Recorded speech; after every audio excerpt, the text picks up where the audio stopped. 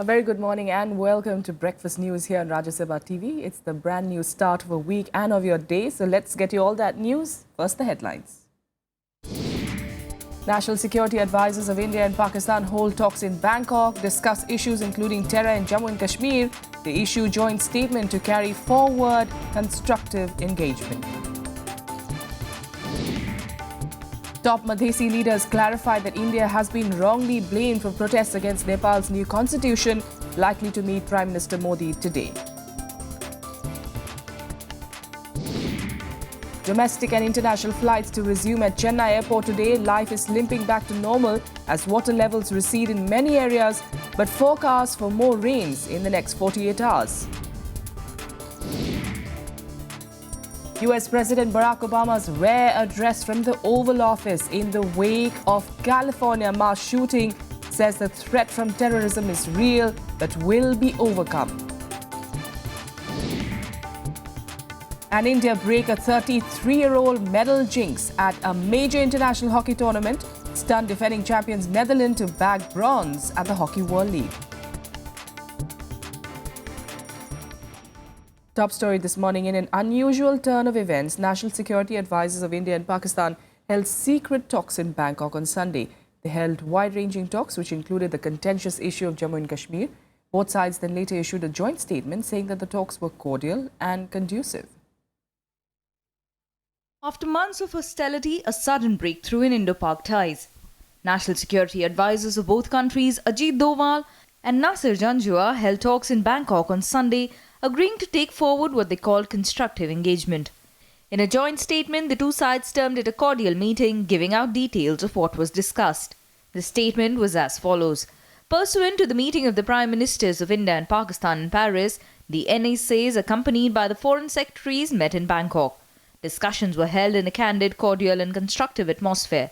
They were guided by the vision of the two leaders for a peaceful, stable and prosperous South Asia.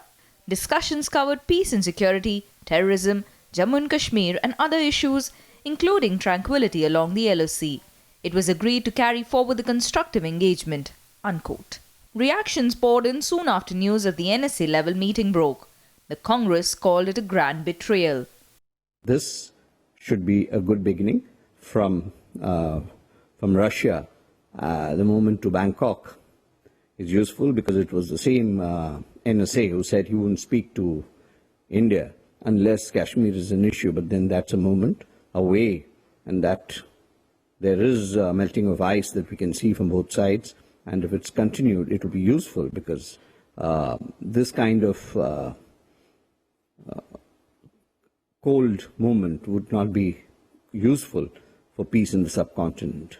It is a good beginning, and let us see how this process is going to be continued by External Affairs Ministry as well as by the government. Now, when we look at the statement which has emanated out of Bangkok in these NSA-level talks, where the foreign secretaries are also present, that clearly shows that it's in continuum and that the substantive issues of the spirit of the UFA statements are well reflected here.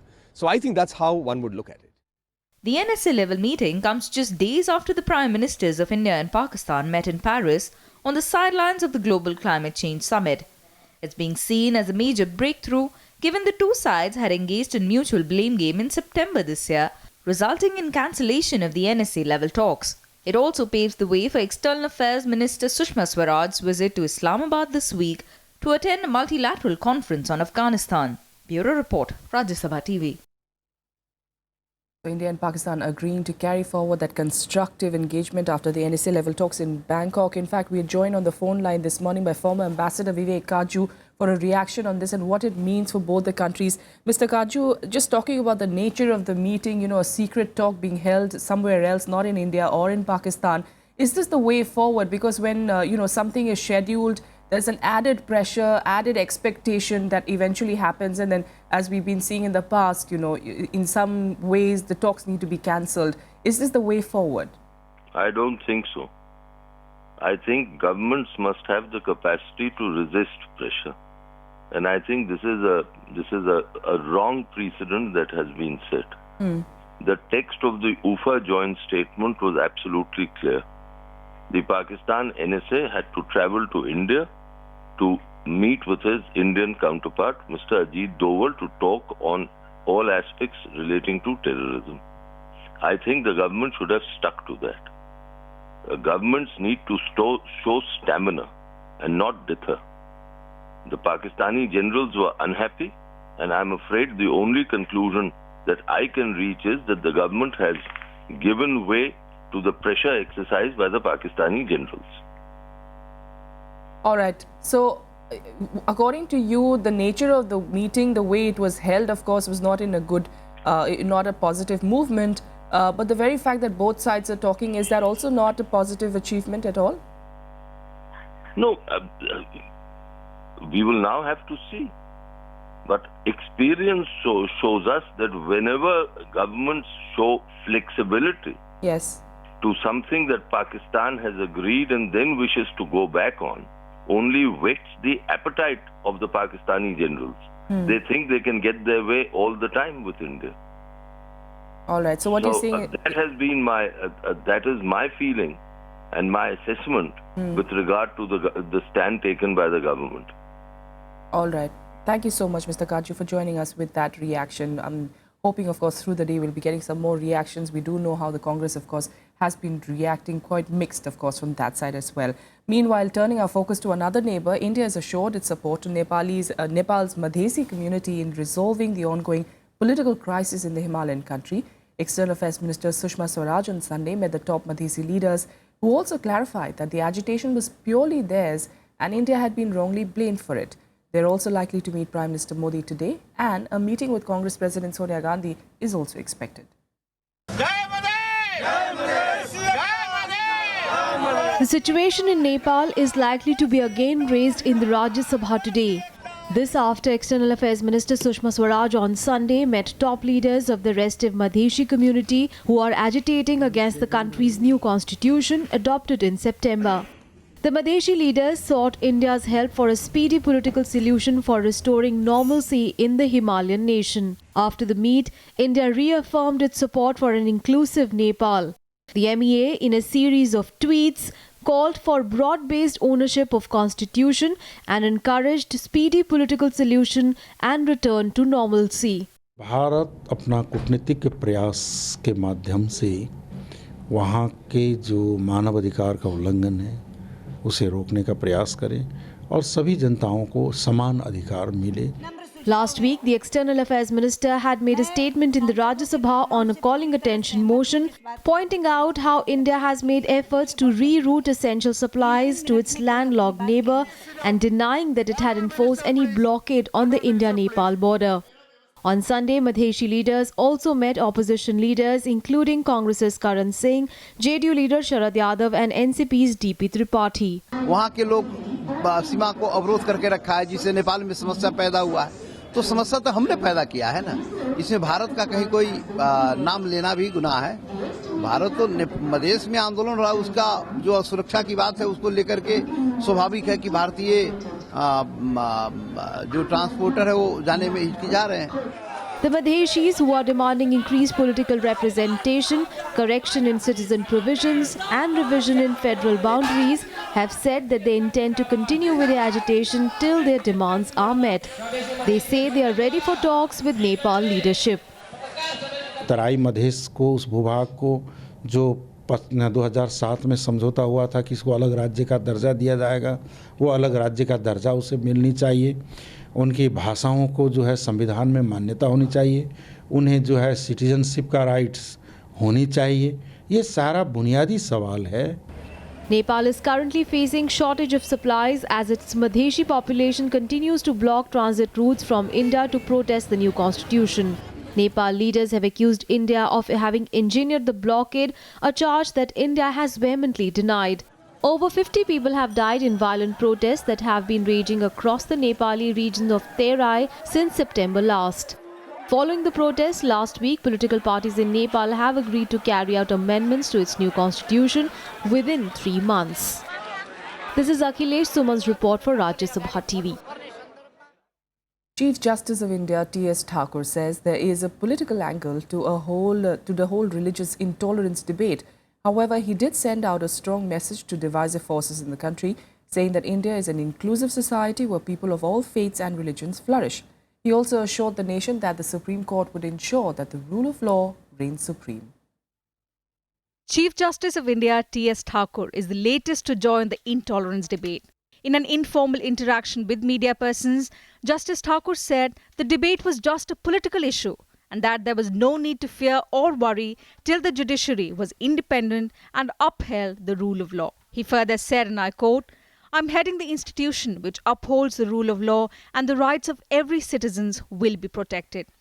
I think we are capable of protecting the rights of all sections of people.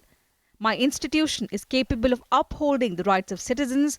Certain rights are for the citizens and certain rights are for non-citizens also, and we are capable of protecting the rights." Unquote. The CJI statement has got mixed reactions from the political class. Supreme court के वो chief justice है, इसलिए उनकी बात पे मैं कुछ बात नहीं करूंगा। सुप्रीम कोर्ट के किसी जज का ऐसा बयान मुझे नहीं लगता है बहुत चीफ जस्टिस का बहुत सार्थक है। देखिए, चीफ जस्टिस को तब बयान देने चाहिए जब उनके पास कोई गुहार लेके जाए। चीफ जस्टिस की व्यक्तिगत राय ना कोर्ट की राय होती है, ना कानून की राय होती है, ना किसी संगठन या संस्था की राय होती है। ये उनकी व्यक्तिगत राय होती है। सही कहा है महामहिम मुख्य न्यायाधीश जी ने कि देश के अंदर कहीं कोई इंटॉलरेंस नहीं है। मैं मानता हूं कि कुछ लोग इंटॉलरेंस के नाम पर भारत को बदनाम करना चाहते हैं। The CJI's remarks come at a time when the entire country is debating the issue of intolerance post incidents that have garnered a lot of attention. These include the killings of rationalists like Kalburgi and Pansare, the Dadri killing, and the death of 2 Dalit children recently. Bureau Report, Rajya Sabha TV. And now let's take a look at the stories that are likely to develop through the day ahead. Mauritius President Amina Firdaus Gurib Hakim is in India on a 5-day visit. She is scheduled to meet President Pranab Mukherjee at Rashtrapati Bhavan today to strengthen ties between the two nations. The winter session of the Maharashtra legislature that is to begin in Nagpur today is likely to witness uproar as the opposition is expected to raise the issue of price rise and drought situation in the state. Growing divide between ruling allies, the BJP and Shiv Sena, will also ensure that it will not be a smooth sailing ride for the Devendra Fadnavis government. The meeting of Congress Legislative Party to elect its new leader will take place in Punjab. Former CLP leader Sunil Jakhar had resigned last month to make way for an organizational revamp. A meeting of party MLAs has been called at the Congress Bhavan in Chandigarh at 2 p.m. The Bombay High Court is likely to deliver its verdict on an appeal filed by actor Salman Khan against the 5-year sentence awarded to him in the 2002 hit-and-run case. Arguments in the case concluded on the 5th of December, and Judge A.R. Joshi had said that he would begin dictation of the judgment on the appeal from the 7th of December. A Sessions Court had on May 6th convicted Khan on the charge of culpable homicide not amounting to murder under IPC and other offences. Pakistan Cricket Board has set the deadline for today for BCCI's response on bilateral series. The Pakistan Board has said that if the BCCI does not respond to the prospect of the series by today, then it will shelve it. As many as 50 top shuttlers, including India's stars Saina Nehwal and Kidambi Shrikant, will be up for grabs in the auction for the Premier Badminton League auction in Delhi. The Premier Badminton League, formerly the Indian Badminton League, will start from the 2nd of January in Mumbai.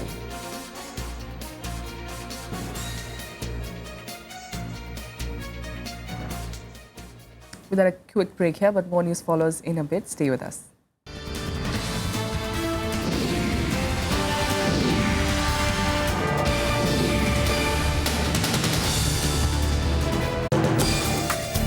Today we bring to you the Carriage by Air Amendment Bill 2015. I understand even till now, whatever was decided in 2009, it has still not been ratified till date. Earlier, there was a printed ticket. Now try and see how the airlines are saving their money. What is 7,50,000 these days? If a man is dead, his family is dead, why is this compensation given? To take care of his kith and kin who are left behind. Watch Law of the Land on Rajya Sabha television.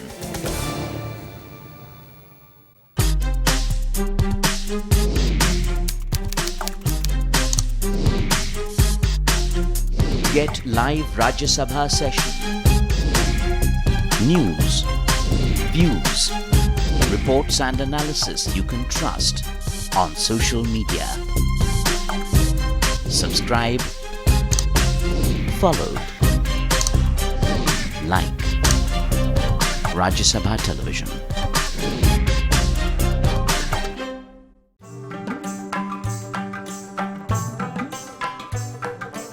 Tradition dating back centuries.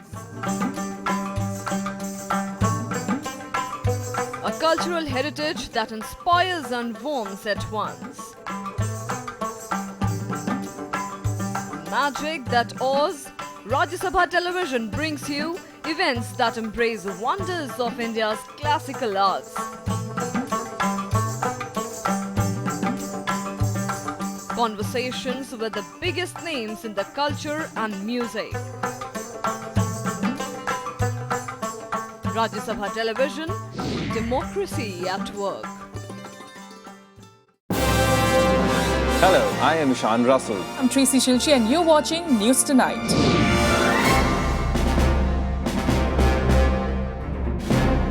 Together with the team of our dedicated professionals from across various fields. This is Shyam Sundar, Vishal Dahiya, Akhilesh Suman, Frank Pereira from Beijing, China. Kriti Mishra for Rajya Sabha television.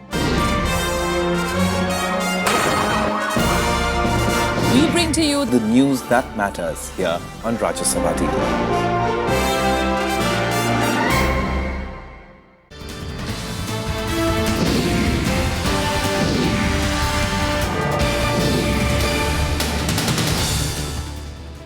Welcome back. The ministerial level round of negotiations at the climate summit in Paris will begin today. Environment ministers from across the globe will begin to transform a draft that has conflicting proposals into a concrete climate pact to cap greenhouse gas emissions. The 48-page draft that still contains all the unresolved options on the key issues at stake will form the basis on which ministers from across the globe, including Environment Minister Prakash Javadekar, and they will try to formulate a binding deal. Ahead of the start of the negotiations, Javadekar has said that India will ensure that the principle of common but differentiated responsibilities is accepted. Javadekar said, and I quote, "For India, it is a question of present and future lives of our 1.27 billion people with aspirations to develop. We will not let this meeting fail to reach its objectives. India is here to ensure that seminal principle of CBDR is respected, and India is here to ensure that rich countries pay back their debt for overdraft that they have drawn on the carbon space. India is also determined not to make Paris summit like past summits where we all return home with false hopes and fictitious optimism," unquote. Meanwhile, back home, normalcy is returning to Tamil Nadu after incessant rain and flooding. Domestic and international flight operations have resumed at the Chennai International Airport. Power has been restored in many areas, though at several places there is still a blackout. With receding waters, the fear of an epidemic is now looming large. The death toll so far in the floods has crossed 352. Domestic and international flights, both day and night, will resume at the Chennai airport from today. Runway पूरी तरह से तैयार है और उस पर से पूरी तरह से पानी हट चुका है और आज से पूरे कमर्शियल ऑपरेशंस पूरी तरह से चालू हो गए हैं। टर्मिनल बिल्डिंग की पावर सप्लाई अल्टरनेट रूट से कर उसे चालू किया जा रहा है और अब आम जनता जो हमारी रूटीन फ्लाइट्स है उनके माध्यम से आवागमन कर सकती है। The airport, there are large number of passengers who are stranded because there have been no flights for the last 2 days. We have two C-17s at Arkonam which are ready to take on this task. Each aircraft can take almost 250 passengers, and these aircraft are going to Hyderabad, Bangalore and Delhi. But intermittent rain through the day on Sunday and forecast of more over the next 2 days kept Chennai, its suburbs and coastal districts on their toes. Life after the floods appeared to be returning to normal. अभी हमें near by cities में पहुंचाने की वो try कर रहे हैं। Overall अभी सिचुएशन कंट्रोल में, वेदर थोड़ा अभी ठीक हो रहा है, तो आई थिंक सब ठीक हो जाएगा।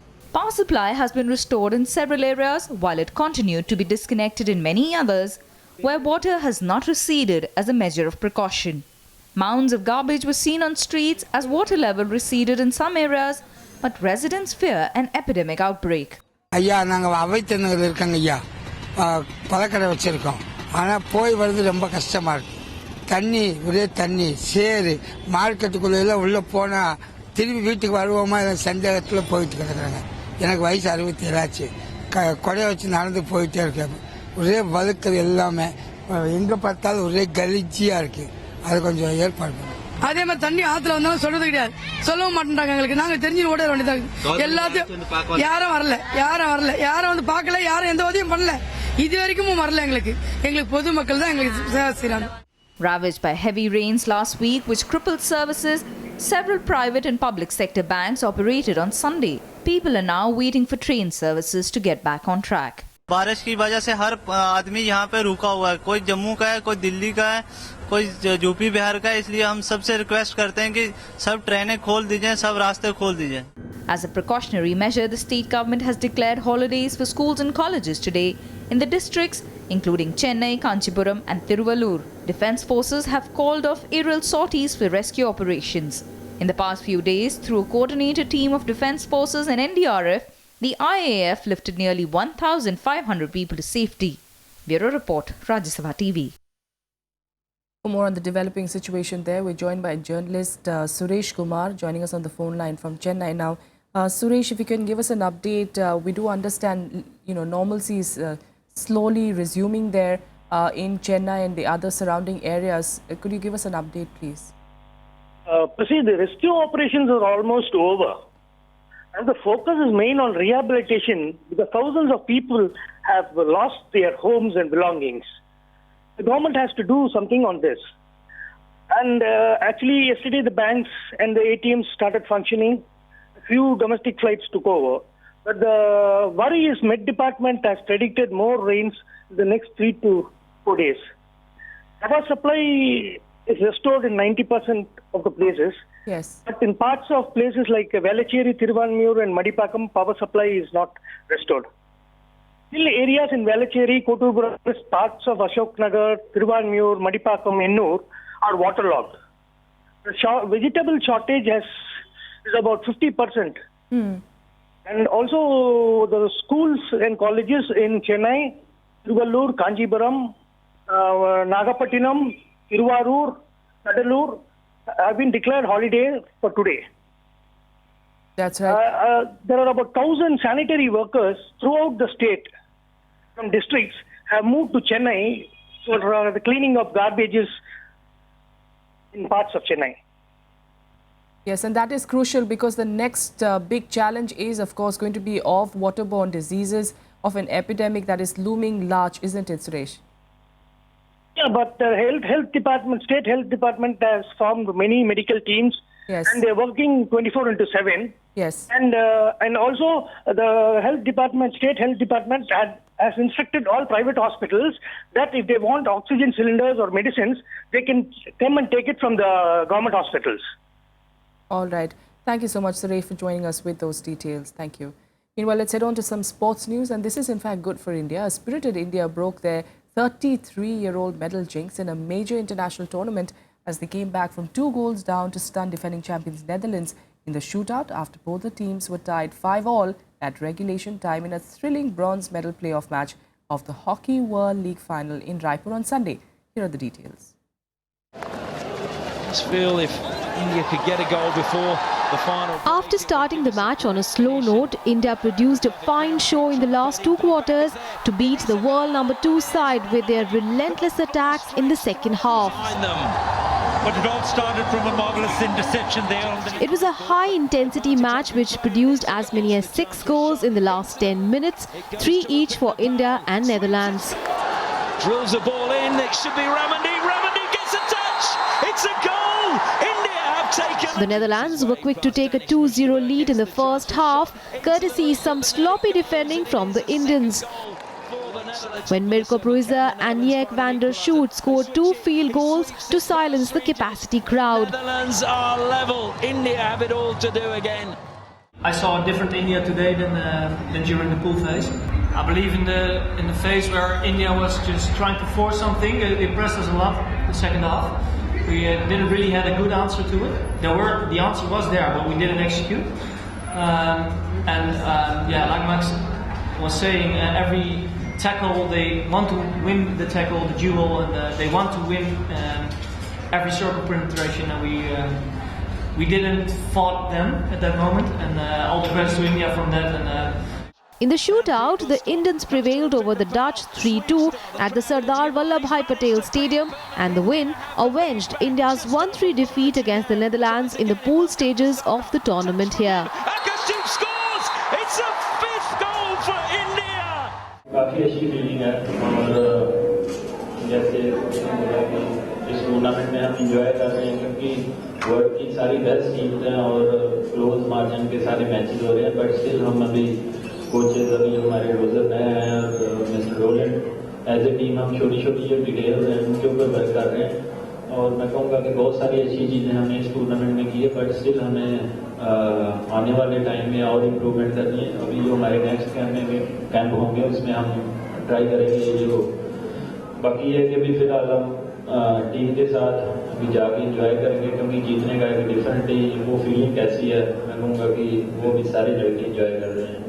India last won a medal in the international tournament in 1982 when they beat Pakistan 5-4 in the Champions Trophy in Amsterdam. Bureau Report, Rajya Sabha TV. And on to cricket, and Ajinkya Rahane on Sunday achieved the rare distinction of scoring a century in each innings as India needed another 8 wickets on the last day of the fourth and final cricket test against a fighting South Africa to record a historic 3-0 series win in New Delhi. After being set a daunting target of 481 for a win, South Africa batted with extreme caution to crawl to a painstaking 72 for 2 in 72 overs at close of an eventful day at the Firozshah Kotla. In their bid to bat out for a draw, South African skipper Hashim Amla, batting at 23, settled for an ultra-defensive approach. Amla took 46 balls to open and scored only 6 runs in his first 100 balls. If Amla and company manage to save the test, it will certainly be regarded as one of the greatest match-saving knocks of the history of the game. Earlier, courtesy Rahane's unbeaten 100 of 206 balls, his second of the match, India declared their second innings at 267 for 5 as skipper Virat Kohli signalled the end of the innings when the batsman completed his 100. This was the 6th test century of Rahane's career. On to some international news, and US President Barack Obama delivered a rare address from the Oval Office today in the wake of the California mass shooting, the deadliest in the last 2 years. Obama called for unity in the face of the evolving threat of terrorism. He also has been frustrated by his failure to convince the Congress to pass tougher gun laws despite a series of horrific mass shootings during his time in office. As the United States continues to build support in fighting terrorism internationally, it is a different story back home. Making no headway against the resilient gun lobbies and a tougher Republican leadership, US President Barack Obama has nothing to show for the string of mass shootings and violent attacks in the country. President Obama's speech aims to reassure a nervous nation of his resolute will and plan to defeat the fast-evolving threat of terrorism.